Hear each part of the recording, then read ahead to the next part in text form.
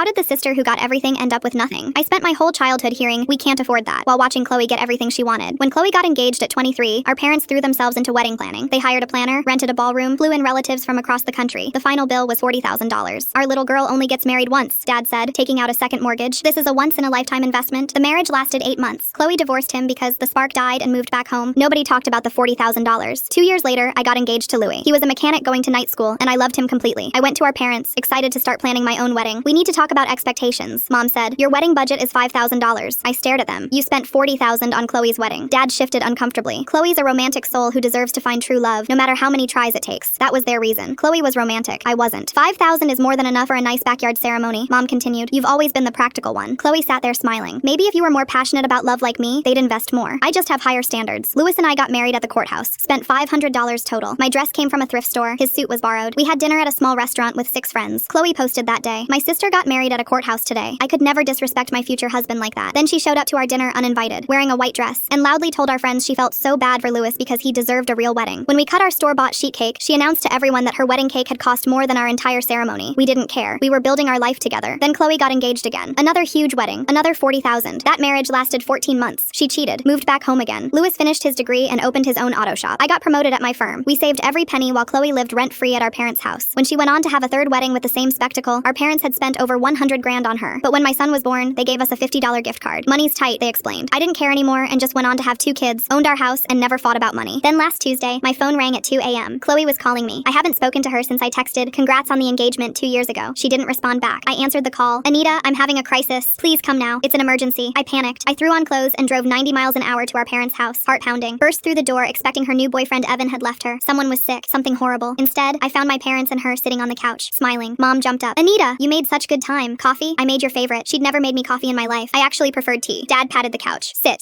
You look wonderful. Is Louis's business doing well?" Chloe kept touching my arm, complimenting my jacket, my hair, even my car keys. I was already annoyed. "What do you want?" Chloe's tears started as if on cue. She grabbed my hands dramatically. "Evan finally proposed properly with the ring I deserve. But Mom and Dad can't afford the wedding anymore. They're maxed out." She sobbed. "I need $30,000 or I'll have to cancel everything." I laughed like that was the funniest thing I ever heard. "You'll help her, right?" Mom asked sweetly. "Like when I needed help with my wedding?" "That was different," Chloe whined. "This is my last chance at happiness. And my first chance wasn't important?" Dad stood up. "Anita, be reasonable. You have money now. Don't be selfish." I tried not to explode. "So did you. You spent it on her 3 failures while I got $5,000. You're being heartless," Mom said. "Just like always." "No, Chloe's too romantic for marriage. She's so romantic, yet she doesn't know how to be a wife." Chloe started bawling. I slammed the door as they yelled at me.